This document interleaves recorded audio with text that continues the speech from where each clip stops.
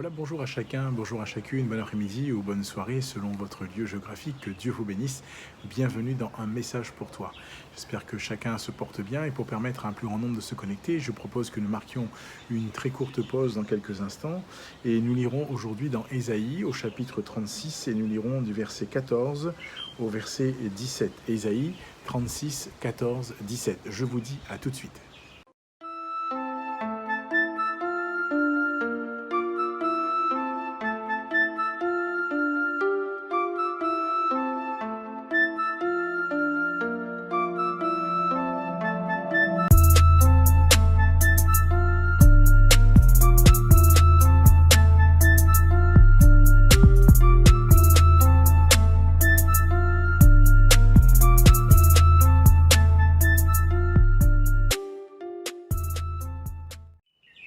Nous poursuivons notre partage de ce jour et nous saluons bien sûr tous ceux et toutes celles qui nous ont rejoints, que ce soit le matin, l'après-midi ou la soirée pour vous, que Dieu vous bénisse et bienvenue dans Un message pour toi.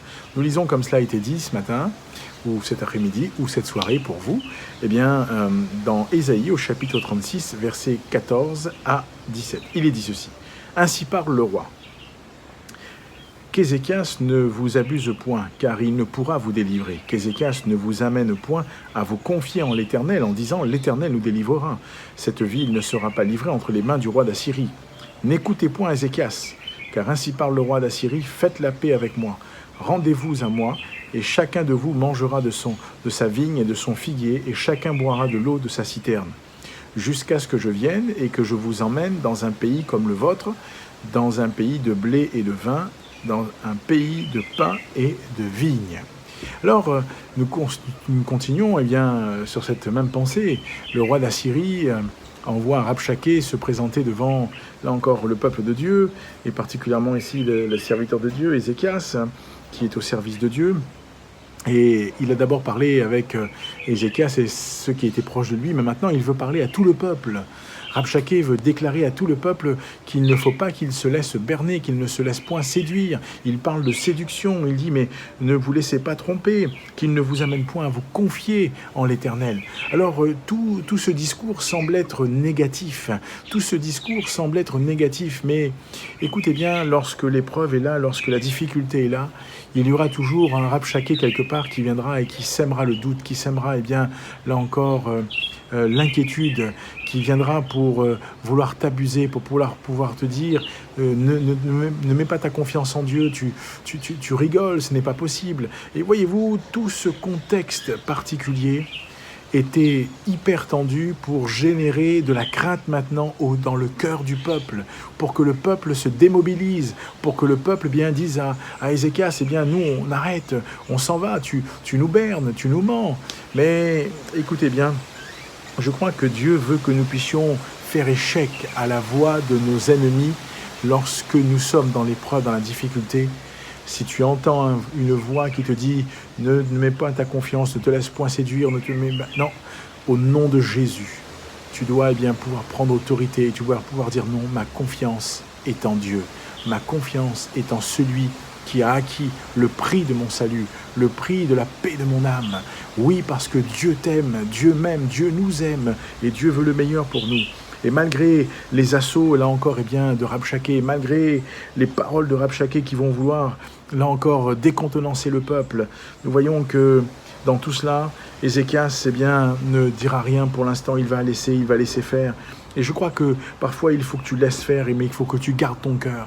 Laissez faire, mais gardez son cœur. Laissez les gens parler, laissez, là encore, ceux qui accusent, accuser. Laissez ceux qui veulent, te faire du mal, faire. Et Dieu se chargera d'eux. Et Dieu se chargera d'eux parce que la parole de Dieu nous montre que la Bible dit qu'il ne sommeille ni ne dort celui qui veille sur Israël.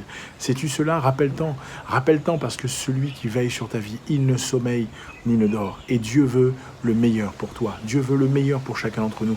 Dieu veut le meilleur pour nos vies. Dieu veut le meilleur pour que nous réussissions, pour que nous avancions. Il veut le meilleur pour nous. Et pour le peuple ici, il voulait le meilleur.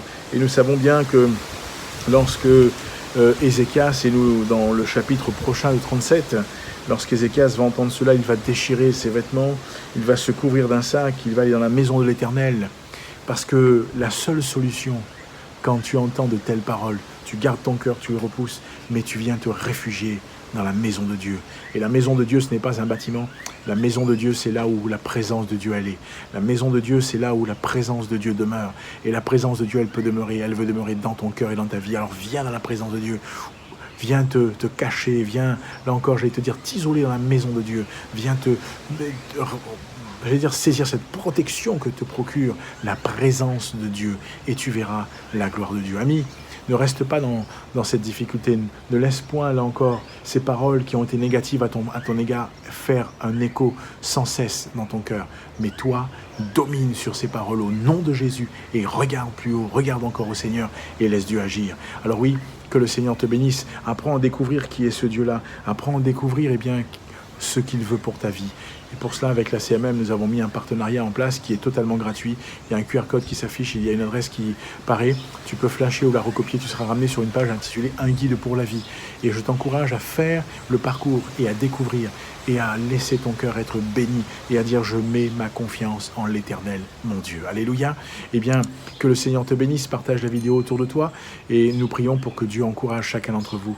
Nous prions pour que Dieu fortifie chacun d'entre vous. Peut-être que votre cœur, il est lourd, il est pesant parce qu'il y a une difficulté qui est là, parce qu'il y a un problème. Oui, continue à mettre ta confiance en l'Éternel. Et tu verras sa main agir dans ta vie, dans ton cœur, dans ta maison, dans ton foyer et pour les tiens. Que Dieu te garde et te bénisse. Je te souhaite une bonne fin de matinée, d'après-midi ou de soirée, selon là encore où tu te trouves. Et que le Seigneur te garde. Je te dis à bientôt pour un message pour toi.